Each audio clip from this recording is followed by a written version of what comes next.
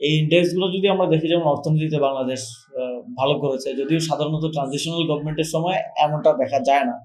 আবার আইন শৃঙ্খলা পরিস্থিতির দিকে বলতে গেলে যে খুব একটা ভালো আমরা বলতে পারবো না। আমরা খুব মর্মান্তিক কিছু ঘটনাও দেখেছি। শরীফ ওসমান হাদি ভাই, তিনি তাকে গুলি করা হলো, তিনি মারা গেলেন এবং এখন পর্যন্ত দুঃখজনকভাবে আসামিদেরকে গ্রেফতার করতে ব্যর্থ হয়েছে সরকার। এটাও একটা ইন্ডিকেশন যে আইন শৃঙ্খলা পরিস্থিতি আসলে ভালোর দিকে যায়নি। এই বছরটা আমি মনে করি যে আমরা একটা জাতি হিসেবে একটা ভঙ্গুর অবস্থা থেকে একটা স্টেবল, মোটামুটি স্থিতিশীল একটা অবস্থায় এসেছি। আমি একটা দেশের অবস্থা আপনি কিভাবে মূল্যায়ন করেন? প্রথমত অর্থনীতি একেবারে মেরুদণ্ড যেটা আমাদের, তারপরে আইন শৃঙ্খলা পরিস্থিতি, এবং তারপরে যে সার্বিক জনসেবা কিরকম চলছে।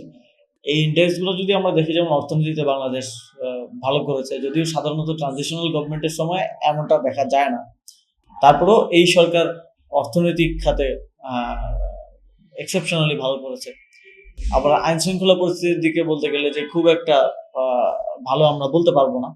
তারপরেও 5ই আগস্টের পরে যে পরিস্থিতি, যেখানে কোনো পুলিশে ছিল না, আসলে এক্সিস্টেন্সই ছিল না, সেই পরিস্থিতি থেকে উত্তরণ এবং একটা মোটামুটি স্টেবিলিটি ধরে রাখা।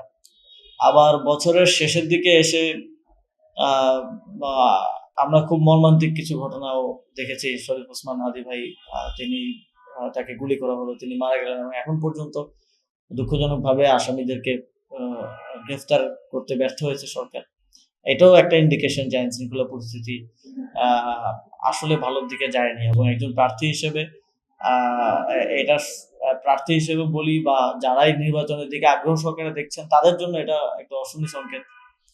তো সবকিছু মিলিয়ে আমাকে যদি রেট করতে বলেন, তাহলে আমি এই বছরটাকে 10-এ 6 হয়তো রেটিং দিব। যদি স্পেসিফিক না করি আমরা, ইন জেনারেল, কারণ যেই পরিস্থিতিতে অর্থনৈতিক অবস্থায় আমরা ছিলাম, আইন শৃঙ্খলা পরিস্থিতি খারাপ হলেও হয়তো মানিয়ে নেওয়া যায়। অবশ্যই এটা খুবই দুঃখজনক এবং এটা করা হয়েছে। এটা নিয়ে আমি একটা পোস্টও লিখেছিলাম যে যেই ওসমান হাদি ভাই প্রতিষ্ঠান গড়ার কথা বলতেন, যোগ্য মানুষ গড়ে তোলার কথা বলতেন, ওনার একটা স্পিচ ছিল, এটা আমি আপলোড দিয়েছিলাম। উনি বলছিলেন যে 1000 মিছিলের 1000 মানুষের থেকে একজন মানুষ যদি যোগ্য হয়, সে বেটার, ফার বেটার। তো ওনার শাহাদাতের দিনে সেই ইমোশনটাকে কাজে লাগিয়ে, বা সেই সুযোগ, সেটাকে একটা সুযোগ হিসেবে নিয়ে, যারা তাদের রাজনৈতিক প্রতিপক্ষ, তারা তো রাজনৈতিক প্রতিপক্ষ মনে করে এই কাজটা করেছে। এইভাবে পত্রিকা অফিসে হামলা করা, আগুন ধরে যায় ভিতরে সাংবাদিকরা থাকা অবস্থায়, এবং ওই সাংবাদিকদের অনেককেই আমরা চিনি যারা জুলাই গণঅভ্যুত্থানে আমাদের পাশে ছিলেন, তাদের প্রফেশনাল দায়িত্বের জায়গা থেকে আমাদের পাশে ছিলেন। এটা খুবই দুঃখজনক এবং বাংলাদেশের জন্য একটা খারাপ একটা দৃষ্টান্ত হয়ে থাকলো। এবং আমি এটা আগেও বলেছি যে এটা মানে হাদি ভাই যদি বেঁচে থাকতেন, তাকে উপলক্ষ করে এরকম জিনিস করা হচ্ছে, এটা তিনি নিজেও লজ্জা পেতেন। তিনি এবং এটা আমাদের জন্য দুঃখজনক। আমরা সেদিন রাতেই আমরা গিয়েছিলাম ডেইলি স্টারে। আমাদের নুরুল কবির ভাই ছিলেন ওইখানে, রেহনুমা আপা ছিলেন, তারপরে ওখানে আরো কয়েকজন যারা শায়ান ছিলেন, ওনাদেরকে উদ্ধার করতে যাই। তখনও দেখি বাইরে স্লোগান হচ্ছে, বাইরে হচ্ছে। তো সরকারের দিক থেকে আসলে এই ডিমার্কেশনটা করা হয় নাই কখনোই, যে কোনটাকে আমি প্রশ্রয় দিব আর কোনটাকে আমি নিবৃত করব। এবং সেদিন আমরা খুব স্পষ্টভাবে লক্ষ্য করেছি যে সরকারের এক ধরনের মৌনতা কিংবা অ্যাকশন নেওয়ার ক্ষেত্রে এক ধরনের প্রম্পটনেসটা ছিল না। এর আগের বার আমরা দেখেছি যে প্রথম আলোর সামনে কিন্তু এর আগের বার একবার যাওয়া হয়েছিল, তখন সরকার খুবই দ্রুত অ্যাকশন নিয়েছিল এবং সেটা নিয়েও নেটিজেনদের মধ্যে অনেক আলোচনা হয়েছে। কিন্তু এবার একেবারে পুড়িয়ে দেওয়ার পরে সেখানে পুলিশ পৌঁছানো। ঢাকা মেট্রোপলিটনে তো পুলিশ, আমি যেহেতু দায়িত্বে ছিলাম, আমি জানি যে খুবই অ্যাক্টিভ। 5 মিনিটের মধ্যে চলে যাওয়ার কথা, পেট্রোল রেগুলার চলে। এটা সন্দেহজনক।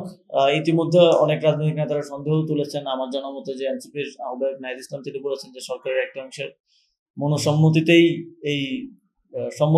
এই হামলা হয়েছে।